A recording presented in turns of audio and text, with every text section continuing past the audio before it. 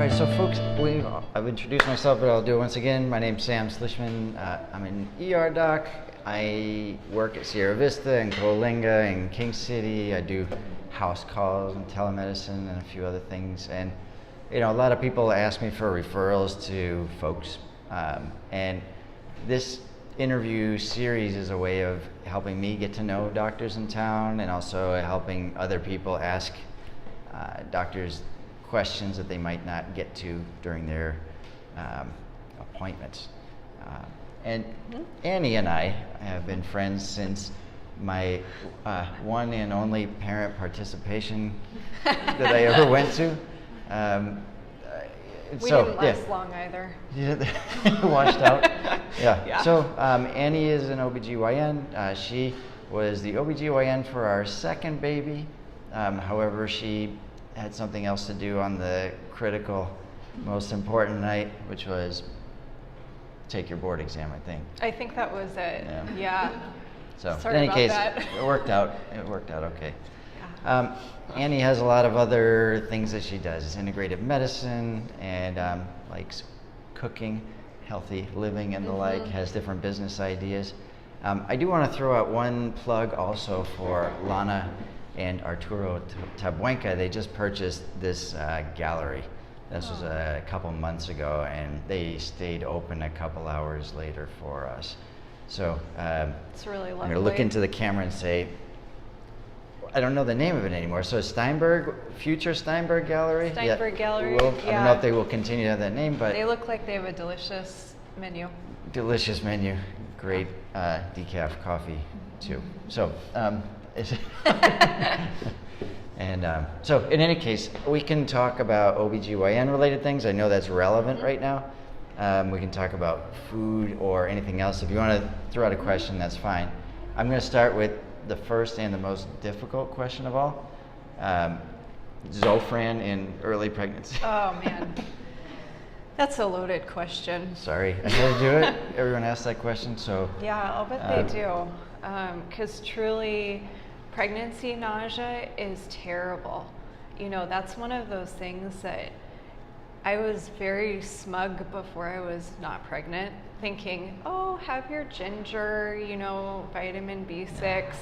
And then I got pregnant. Your pressure bands, right? My pressure bands, and I got pregnant, and I was, I put a dozen P6 pressure bands on and had like a root of fresh ginger that I was chomping on, and vitamin B6 and lemon and, those little preggy pop drops. We could have invented those. Those are not fancy. That's a lemon drop with B6 added into it.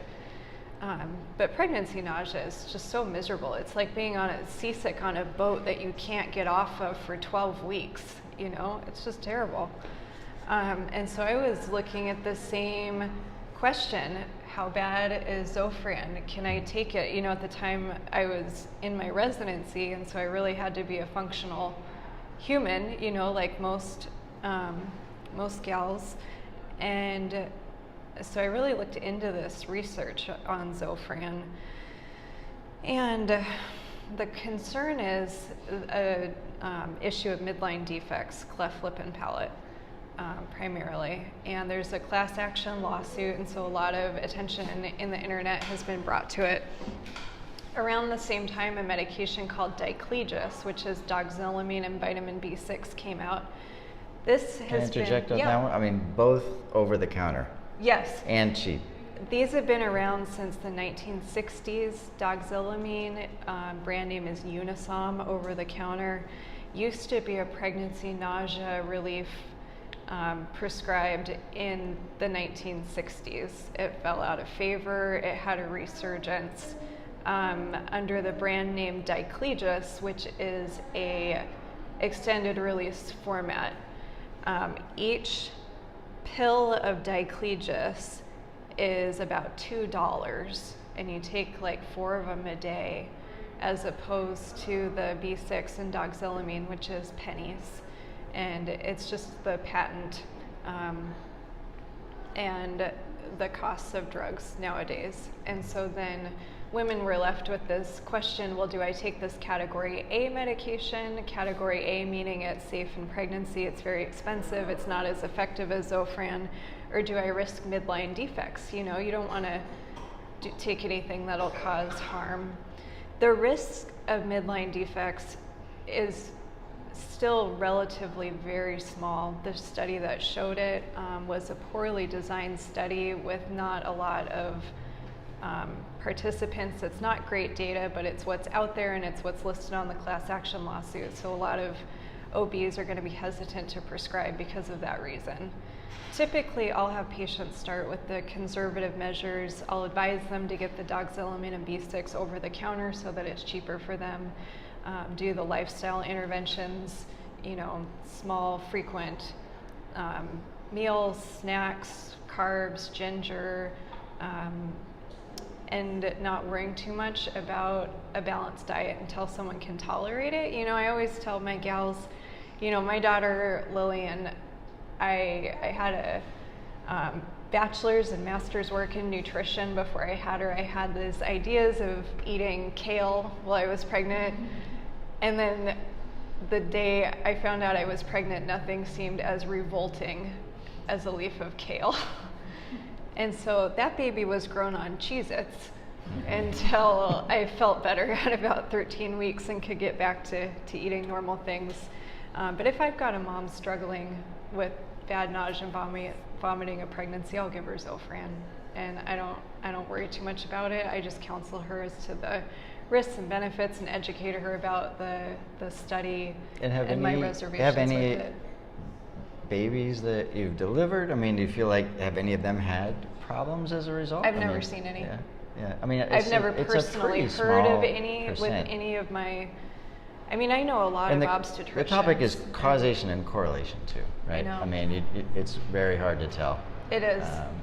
I took Zofran during my own pregnancy. Yeah. It works really well. How about Julie? Oh, yeah? It made you worse. No kidding. Yeah. Weird people, but like it just made it worse, and so I stopped taking it. I took the B6 and the Unison. Was that helpful? Yeah.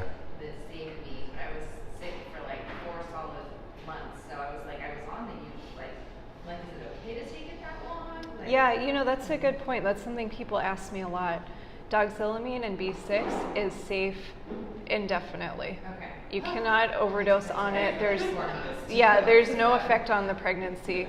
It's not something I worry about a bit. People get sleepy, that's it. Yeah. And Phenergan, do you use Phenergan at all? I use Phenergan, yeah. Just people get sleepy with Phenergan too. But that's wonderful, right? Yeah. I mean, but if they what I say is sleep well- Zofran by day and Phenergan by night. Absolutely. In general. So, Yes. For nausea. Yes. And so are there other things in the first trimester that we should talk about? I mean, for me, I actually get a lot of people in the ER that have been sent in for just IV hydration. Mm-hmm. I see some patients in their houses and I'll do IV fluids, but that's, you know, that to me is part of the OB world, which is odd to me that it's not an option to, you know, call a nurse in the I know, that would be OB much team better. and say, hey, can you go to this patient's house and just tank them up? Yes, and I refer patients for home services with you for that reason. And they don't need to sit in the ER and get exposed to influenza. Yeah, especially now. I mean, it's You know, in this flu season is epidemic. It would be much better. And actually, in other countries, the UK, the Netherlands, they do have home nursing care that can come out and provide some of those services. And you look at those countries, and for lots of reasons, morbidity and mortality and maternal satisfaction is much higher than it is in the US. There's another thing that happens in the first trimester that I get basically all my information from the ER, and then I have at 20 weeks, women basically bypass the ER and they go upstairs or wherever else to deal with their problems, and so it's this big gap in my medical knowledge. But that first trimester, women come in even with mild vaginal spotting, and I guess the issue is ectopic pregnancy, and you know that's the one thing that we are looking for in the ER. We do You're trying And to rule out basically- things that will kill people. Right. But I mean, If they're not dead, then they find their way to me. exactly. Yeah. That's right. And so to me, though, that direction, go to the ER, even if there's a little bit of spotting, it has always felt excessive to me. It is. And I don't, like I go down a different line of conversation. Why don't you just buy a room like this, have an ultrasound there, and just have women coming in and doing, get your ultrasound. Or you don't even have to be in the room. Just here's the probe. Ultrasound yourself. and That's not a good idea. I mean, it's not. But I mean, a lot of people just want security. Right, Like they they just want basically come into reassurance. the ER and they say, "Hey, can you And- tell me that my baby is still Exactly. okay?" Yeah, and I don't blame anyone that wants to know that. Of course, you're pregnant. So I feel like that that's would be your- a service your to baby. actually have a different ultrasound It room would be, that would and be I try available to get, for people. in my office, if a woman calls up with bleeding, like I don't care how busy I am, I have them come in because I understand. If you're pregnant, Yeah. you want to know that things are okay. But on off hours, weekends, nights, they do end up in the ER. Yeah, I mean, it's all hours really. I mean, it's a very, like, almost every shift there's somebody that is, I saw those blood on the toilet paper. Yeah. And so I'm here, and they basically get blood work, sometimes IV fluids, just because, the IV was put in, we might as well give you some fluids. They got no symptoms at all, they get a liter of saline. And then they get sent for ultrasound, and then a repeat HCG test in 2 days to make sure that it's going up properly. And that's our standard of care. Anyway, we can go on to the second trimester, which is the boring trimester, and I think the more relevant one in this crowd. Yeah, it's the magic. Is there anything to talk about with the second trimester? Is it just like happiness and you're just- trimester. Mine also didn't end. Right? Some It people's kept doesn't. Going for a long time, and I've had some weird low blood pressure thing where I get really faint and I can't stand up in line. Standing in line in the bank is the worst thing in the whole world. Oh, yeah. Because I get it all starts sweating and faint. So there's all sorts of other things. That Well, ask your questions. I mean, bring them up. Yeah. What question do you have about right now? Anything? About right now. Well, I have a marginal cord attachment, and so I guess that's the only thing I really worry about. I try and be low anxiety.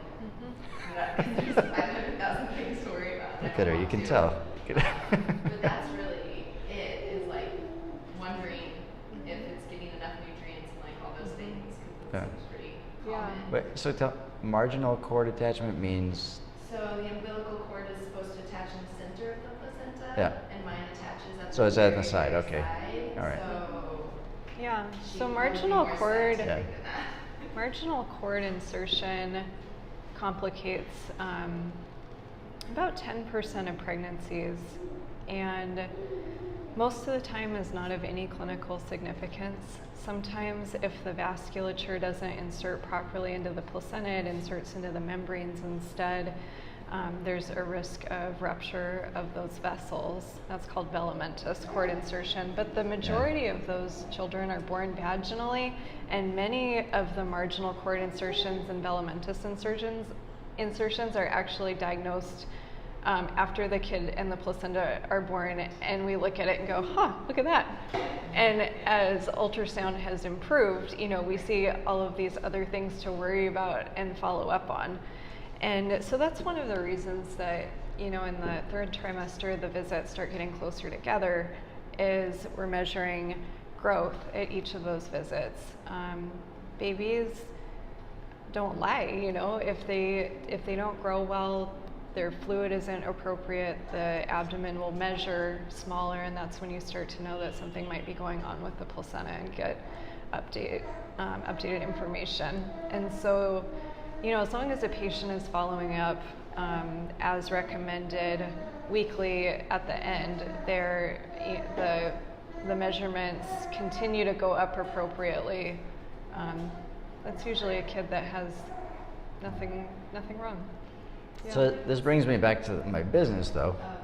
A friend of mine in Kauai had to fly every 2 weeks because she had this velamentous cord. And essentially she just went there for an ultrasound to see that it was, you know, progressing. Because I mean, basically if you deliver and the vessels are spanning the cervical opening, Well, that's a Previa. What's that? That's a Previa if the vessels are So tell me, over filamentous cord means? Filamentous cord means that the vessels insert into the membranes before and then they go into the placenta. Previa is where the vessels overlie the... What's the term for when the vessels span over the cervix? Previa. Okay. Yeah, and that's where if So the then head that's what comes she through had. it can See, I have rupture some gaps it. in this. We'll Yeah. teach you. You're standing Yeah. up. So Like in you any said, case, after 20 weeks, you know, they go having an to me. ultrasound that's Yeah. more readily available, I think can, you know, calm people down quite a bit. The And ultrasound technician started pushing protein on me, and so before I was like vegetarian, almost vegan, and then so she starts pushing this protein thing because of my cord. So I'm like, what does that really mean? Why is she pushing protein because of the cord? huh. I don't know. I haven't heard of any evidence. I think generally vegan and vegetarian diets, when done well, can be very healthful for pregnancy as long as B12 is supplemented. If somebody is a knowledgeable, aware vegetarian or vegan that is aware of getting enough complementary proteins to where they're getting a full complement along with B12, those patients do very well. Yeah. I was like you. I thought I'd be eating kale, and then I learned about quesadillas. I was like, Quesadillas, bagels, Cheez-Its, grilled cheese, those are like universally loved by pregnant people. So you think there's some component? I mean, is there a molecule in those that's common that I don't know if it's can just be in your future drink? the it was evolutionary. the fat, you know. I don't know. This is your future. Sometimes people want eggs during pregnancy. That's another commonly loved food. And eggs, the yolk is full of choline, used in myelination for the developing fetus's brain. And so they're starting to put choline into prenatal vitamins. That's one of the new things that I'm seeing evolve. But the amount that they'll supplement a prenatal vitamin with is only about half of what you can get in one egg yolk. And so I think eggs are a fantastic source of protein for pregnant gals. Yeah. How about yourselves? Can I ask? It says HIPAA-Free coffee. Are you pregnant? No? I'm not pregnant. You're not pregnant? Okay. All right. Now, yeah. Yeah, it's like you're in the first trimester. Yeah. So, what trimesters are you two in then? Almost to the third. Almost the third. Definitely the third. All right. So should we talk about third trimester? Third topics? trimester. This is where the fun runs out. So what are yours? Not that I mean, some people feel good, but the majority of people in my office are not feeling great. You know, they feel better when their body is back to themselves, rather than sharing it with another inhabitant. So Vanessa's big issue was, hope you don't mind, I mean, it was sciatica. Like that was really bad. And we basically did not find a solution other than delivery. Yeah, that's. I mean, sometimes I would pull her leg, and that was, it didn't work very well at all. Sometimes leaning against a lacrosse ball was helpful. The great thing about pregnancy is that problems are self-limited. It does resolve. So, That's positive spin. So that's good. But musculoskeletal concerns during pregnancy are so common. People wonder in the first and second trimester, my baby's not even that big. Why do I have this hip pain? Why do I have this back pain? My hips ache. What's going on? And the increased progesterone, and there's actually a hormone called relaxin, and it's aptly named. Its job is to relax the connective tissue for the pelvis so that you can give birth. And the trouble is the pelvic connective tissue is not differentiated from the rest of your connective tissue in the body, and so all of it is affected by the relaxin and the progesterone. And so I tell my patients when we talk about exercise, be mindful that you can overstretch during pregnancy. Something that you could do before may not be physiologically appropriate when you're pregnant. If you're at yoga, this is not the time to go, woo, I can do a split. Finally, you shouldn't be doing that. It's a physiologic exploitation of your relaxin hormone. So all of those things are relaxing, stretching, bones are moving. In Western medicine, we think of the bones as being really static, like the pelvis is just stuck together and like the vertebrae are just stacked. But in reality, it's all held together by these like counter-tensile forces. And if one thing gets kind of off, it can really hurt and it can irritate nerves like the sciatic. Solutions besides delivery.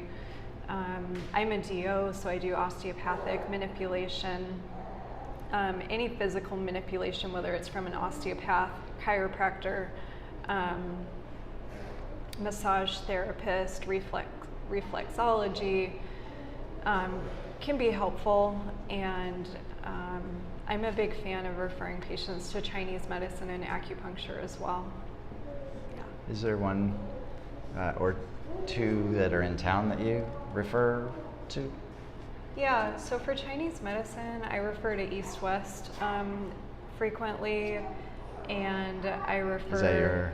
Yeah, group? she's the new East West doctor. Okay. And I refer to Carla Norelli. Yeah, she's really right? wonderful, and we've had a lot of patients how did she? with her. What did she do to save you? Sticking needles in me. Is that right? Okay. Yeah, acupuncture, just like, because I couldn't walk or move or be in the car or anything. And like when I left her office, I was like, I could at least look at another human being. Like, it was a noticeable difference. Yeah, she also does a lot with fertility.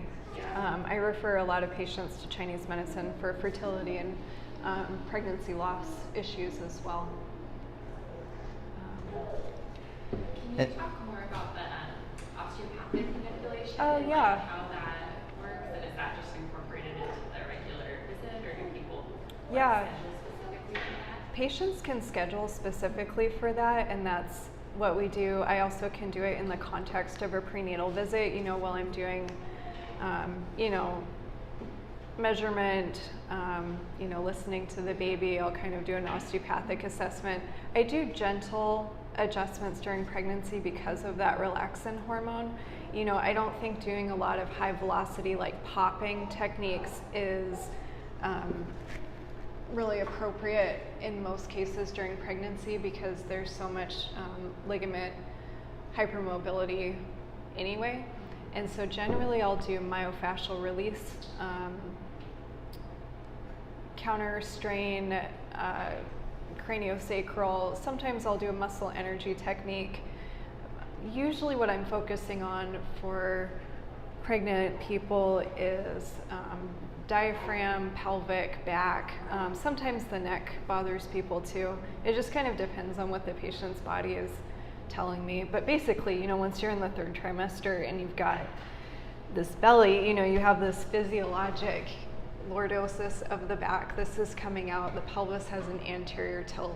You really can't expect anyone's body to be that happy with those changes. And osteopathy, like anything, won't fix it the way delivery would, but it helps people at least be more comfortable and live with ease until that day comes. It also is very good postpartum, just the act of either a baby coming through the pelvic bones or a cesarean, either mode of delivery can cause some musculoskeletal pain, imbalance, sacrum, pubic bone can get off, and a gentle adjustment in the office can really help people recover faster. I think from pubic bone, sacrum pain, low back stuff. Yeah. Oh yeah, go for it. Yeah. Okay, two. So the first one would be, I know a lot of people get Braxton Hicks. Yeah. So what does that feel like? I have no idea. Like, Mhm. I just heard it's like tightening, but Mhm. Yeah, do you know Braxton anything Hicks. about it? Yeah. Okay. It's one of those things that when it happens to you, you're like, oh, okay. And sometimes for people, they don't have any contractions till they're in labor. Some people have those Braxton Hicks types from like 15 weeks on. And it's the uterus gets really firm. It can kind of have a pulling sensation to it. It almost can create a breathlessness, I think, because the uterine muscle is tightening and it's kind of, you know, creating differences in the abdominal cavity with the diaphragm. And generally, people say they don't hurt, and they don't hurt like a labor contraction, but any muscular contraction isn't going to be comfortable, you know. And so it's more when a patient is having recurrent, because people wonder, is this a labor contraction or a Braxton Hicks?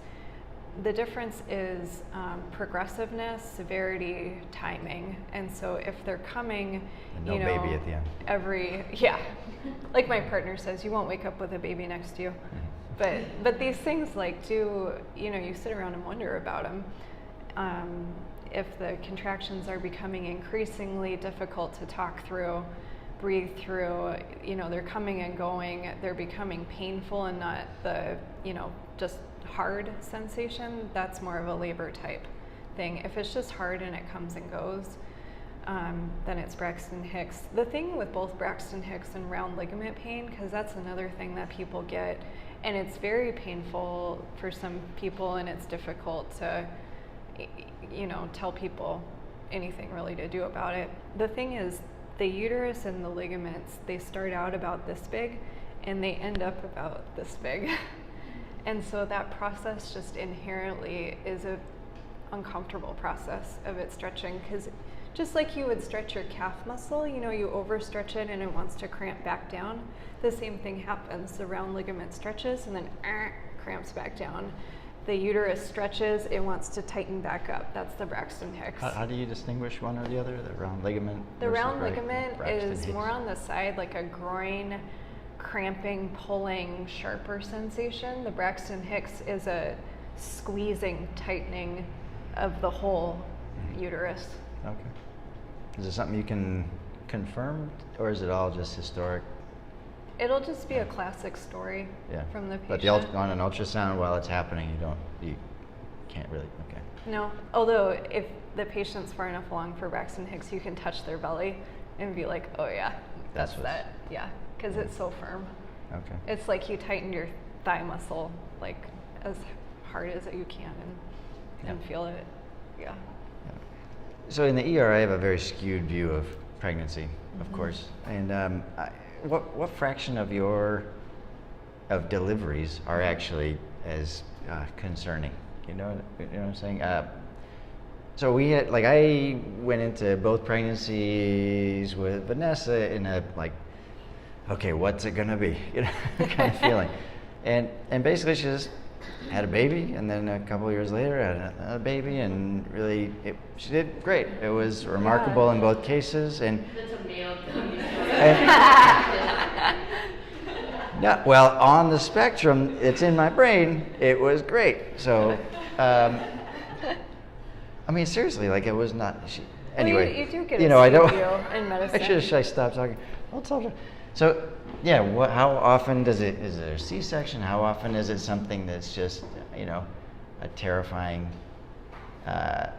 landing? I mean, they say OB is a little bit like flying planes, where most of the time you just land and land and land, but then occasionally there's a hard landing. spectacular crash that is all over the news. Yeah. And so how often is that the case? Where it's not that often. You know, the truth is, most pregnancies for healthy women are uncomplicated. But it shapes how we do OBGYN in this country, It where, does. like, there's anxiety about that sliver of the population, that sliver of a chance, and so things are sent to my hospitals. practice is going to be skewed too, because I'm an obstetrician gynecologist, and you know, being board certified in that and being trained in high risk pregnancy means that, you know, I see those patients. You know, maybe the purely uncomplicated patients are, you know, eligible for midwifery care or choose, you know, alternative options for birth. and so I don't see those patients. In my practice still though, most patients are uncomplicated. They have normal vaginal births.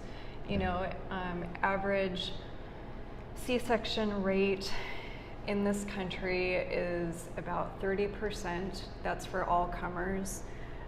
When you look at healthy young women, it's more like 20%. If you have older women with any medical comorbidities, obesity, diabetes, high blood pressure, et cetera, then that gets higher, so it averages out, you know, to somewhere around a third. Rates of complications in the US is increasing. We're becoming a less healthy population, and that's where I became passionate about integrative medicine, nutrition, and lifestyle. Yeah. I mean, I'm thinking about women who want to do sort of home. I have a friend who delivered both of his kids in a pool in his house, and about 30 miles away from a hospital. Does somebody clean that pool? Oh no, it was one of these. It was like a blow-up pool. He put it in the house, and you know, yeah. So, yes, I hope. People Probably do afterward. And so it just feels like a gutsy thing, but maybe not. I don't really know. I mean, I think a large fraction of the world just has their babies. Who you ask, you know, like I'm an obstetrician. I don't want to be needed, but if I am, I have the tools to help you. Yeah. It just depends on how much risk and what experience someone is going for. When we look at neonatal mortality, it is doubled in home birth. That is still a relatively low number. And for some people, you know, that's an acceptable risk for what they want to do and kind of the framework that they have in life. For other people, it's not, and so they seek, you know, care with a certified nurse midwife in a hospital setting or an obstetrician. I mean, I think in our case, if I had to pick one thing that we did that made it most likely to work out okay, was staying home as long as possible and just pacing around. I mean, Vanessa was, you know, roughly 10 centimeters dilated by the time we went in both times, and so, you know, it was just show up and get it done. Everyone's birth. But I think that we could do that because we live stories pretty are so close to the different. hospital. Yeah. I mean, the further you are, it changes your calculation quite a bit. And it just depends, I mean, you're in a you know, good spot as well. It's funny because one of the like big pushes I see in women now is this idea of making a birth plan, and people will ask you like, oh, have you made your birth plan yet? And I have some patients that come in and say, well, how do I make one of those? Where do I get it? And they'll like print one off the internet, and some people have, you know, very detailed birth plans. Some people don't come in with anything. When people ask my opinion, I recommend a book called Mindful Birthing, which was written by Nancy Bardak. She's a certified nurse midwife up at UCSF. And she adapted the mindfulness-based stress reduction program to labor. And I read this book, and it was really profound because, you know, it's adapted toward labor, but it's really helpful for life as a parent. This idea of mindfulness, being in the moment, not creating, you know, anxiety about the future, judgment on the past. And she has several exercises that you can go through in the book. I see patients be disappointed when they have really detailed birth plans, and if something doesn't work out for them, I see it as a strong predictor of postpartum anxiety and depression. And it's hard, you know, we have a lot of expectations surrounding birth in our community, and we don't have great postpartum support. And so people can kind of get lost and not have, you know, good support. And so for birth plans, I tell people you're not going to know what you want until you're in the moment. So please allow yourself space to make decisions that are right for you in the moment, because you'll know. You know, you don't know what you're going to want now because you're not in that moment now. But, you know, as much as possible, try to keep that space for yourself to choose what's right for you. And, you know, most things are the standard of care. You know, patients don't realize delayed cord clamping, any of the, you know, low lights, music, you know, those are patient preference things that are really taken care of by the nursing staff and not the obstetrician. And most OBs or nurse midwives are going to be very amenable to whatever, you know, kind of experiential things that the patient wants. Yeah, that's my recommendation for birth planning. And so delayed cord clamping for those who Oh, sorry. may So not know. delayed cord clamping, this is something that is, the pendulum is swung in medicine back and forth. Delayed cord clamping means that when the baby comes out, the cord isn't cut right away. And so delayed cord clamping means 30 to 60 seconds. That's the definition of delayed cord clamping. It doesn't mean, you know, that the baby's hanging out for 20 minutes, still attached. But it seems to improve infant anemia risk at 6 months, while not significantly contributing to jaundice of the newborn. And so I see a lot of moms being real concerned about this, that their baby's going to get delayed cord clamping, and it's the standard of care at this point. they're concerned whether they get it or not, or. Mm-hmm. And so we have one postpartum person, so we should talk about that. We should talk for about a little bit, too. postpartum. Do She's postpartum. Yeah. Vanessa's out of the woods. Yeah, She's I was just curious if you could talk a little bit about the physiology of the postpartum body. Oh, You man. talk about like you're still kind of pregnant for a while, and then I'm also really curious about like cooking and eating Yeah. for healing. Oh, that's such a good point. I love to talk about that. How we've structured postpartum care in America is you deliver, I see you in the hospital, I say good luck, call me, you know, and then I see the patient again at 6 weeks postpartum. And the thing, I think that this was set up in a more, this is maybe a pessimistic view, but in a more paternalistic sense, that really most problems either are really bad or go away on their own by 6 weeks. And so it allows the doctor not to have to deal with as much. Whereas if you're really engaged with the patient, to say postpartum is hard.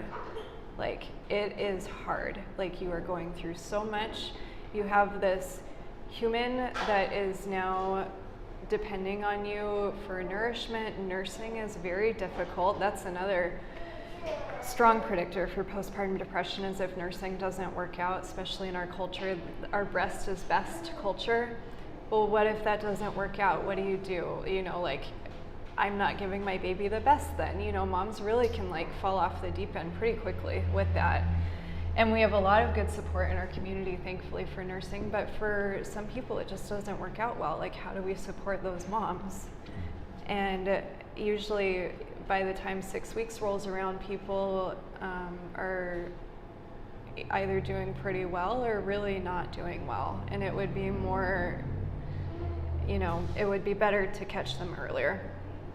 So in other countries, you know, there's postpartum nurses that go out, they have more continued follow-up, and my hope is over the course of my career we'll start to see some changes with that, and I would love to, you know, see more like you do, house calls with the ER, you know, maybe there's house calls for doctors postpartum. You know, it's very difficult to get into the doctor's office with a newborn. That's hard. You know, whenever a postpartum mom is late to my office, I don't care. I will see her whenever, because that poor woman has had to get a diaper bag together and put the kid in the stroller, lug the car seat up the stairs. You know, it's hard. I mean, I think insurance is at the core of a lot of these Insurance is at the core, and failures, then really. you, I mean, they it cover, is. you That's know, what they this cover. 9-month period plus the follow-up Yeah, visit. it's a global They're fee. not incentivizing, you know, They're not. Annie to drive to your house and have a coffee. I mean, that's No, they're not. And then people that afford home care then become more of a concierge Yeah. patient, and they have to have the means to do that, you know. But for your question of physiology and recovery, So where I was going with that was a long explanation. People think they're supposed to be recovered by 6 weeks because that's when they see the doctor and the doctor says, all right, be free. Don't come to my office again for another year for your annual exam. You know, you can exercise, you can have sex, you can do whatever you want to do. And the thing is, 6 weeks is really just like the beginning of healing. The postpartum period is 12 months after birth. 6 months or 6 weeks is a drop in that bucket. People are doing okay, you know, insofar as they can haul themselves to the office, but it's hard, you know. 12 weeks is another benchmark. Really, most things take 40 weeks on for the pregnancy, 40 weeks off, you know, extra weight, skin, hormones, at least 40 weeks, kind of at a minimum. Hollywood looking good at 5 weeks postpartum is not doing our culture any favors. You know, that relaxin hormone decreases over time. Ligaments are still hypermobile. Progesterone decreases. You have really, or increases, you have high progesterone when you're nursing and relatively low estrogen. So then you've got a bunch of women that think that they ought to go back to being sexually active. Well, the vagina is functionally postmenopausal when you're nursing. It's dry, it's progesterone dominant, it's very low estrogen. All of that wonderful estrogen that you had during your pregnancy literally was delivered with your placenta. It's gone. And so then women wonder, well, I had the baby, why does sex hurt? And a little bit of estrogen cream on the vagina, and certainly copious lubricant. You know, I'm a fan of natural plant-based oil, olive oil, coconut oil for lubrication is necessary while women are nursing. And people don't talk about this because people come into my office and, you know, and are just really worried about this because they're not aware that it's normal physiology. The nursing, breastfeeding, making milk requires a huge amount of calories. Fat, you know, if you pump out milk and it'll separate if you leave it on the counter, like 40% of it is just fat on the top. And so that fat needs to come from the diet, you know, nuts, avocado. Any food that you're eating, take a bottle of olive oil and just like pour it on there, you know, because you need fat, you need calories, and people are worried about getting back into shape and looking good postpartum, and it's not physiologically appropriate for you to do that. It is physiologically appropriate for you to hang on to a little bit of fat so that you have nice stores for milk making. You know, you look at mammals across the animal kingdom, the elephant seals are not worried about becoming svelte, you know, like they're sitting around with their pregnancy fat, and as they nurse, they kind of shrink, and that's the natural process. It takes time, and you need nutrition to be able to do that. Fat, protein. It doesn't need to be animal fat. You know, if somebody's vegetarian or vegan, actually those omega-3 fatty acids are the best thing, and they go right into the milk. It's just like supplementing the infant with good fats, the brain. For the last question, because we're gonna be wrapping up. All right. So like I said, that for postpartum, PT for like the pelvic Yes. floor or something, when is that needed? This is another thing that I think ideally would be offered to all women. We should expect all women to have pelvic floor dysfunction after birth. There are some resources in the SLO County area. There's a therapist in Santa Maria and in Templeton. There's none in SLO that I know of. And when are you most likely to need it, I guess? Ideally, it would be initiated within 12 weeks of giving birth. Someone should particularly seek it out if they've had a 3rd or 4th degree laceration of the perineum, or if they notice themselves to have bladder dysfunction after delivery past the 6-week mark. So if somebody has a new onset of leaking with laughing, sneezing, coughing, If they have overflow, like they stand up to go to the bathroom and just pee, that's someone that should call their OB and ask for a PT referral. I think you didn't really cover that much, but I mean, Yeah, that's another. My second baby was easy, but my first one. Yeah, and it just depends, you know, size of the baby, mode of delivery. You know, if something like forceps are needed, that mom may have higher risk of pelvic floor dysfunction. Yeah. So I guess I'll wrap up. I didn't know it was 7 o'clock, but I'll wrap up with a plug. Vasectomy. That's birth control done, and I've never had less buyer's remorse on anything. Yeah, so highly recommended. If you can't get the guy to do it, oh, should I ask? No, I got to go. Right? Is there a second best thing on the female side or not? Well, it depends. Your favorite IUD? What's So the... I'm a fan. If someone isn't sure about wanting to have another baby or they have heavy periods, I'm a huge fan of intrauterine devices, whether they're non-hormonal or with a little bit of progestin in them, depending on what the cycles are doing and what the patient's preference is. If someone is completely done with childbearing and wishes to have permanent sterilization that's not a vasectomy, one thing that is new in the field of obstetrics and gynecology is instead of doing a tubal where we just like tie the tubes or burn the tubes, we're now taking the tubes out laparoscopically. It's an outpatient procedure. It takes about 20 minutes, or it can be done at time of C-section. The advantage of that is taking the tubes out reduces your risk of ovarian cancer by about 40%. It seems that many of the ovarian cancers start in the tubes. So it is birth control, yes, but it's also a risk-reducing surgery, but it doesn't do anything to the ovaries, so the hormones are still the same. That I had no idea about, so thank you. Yeah.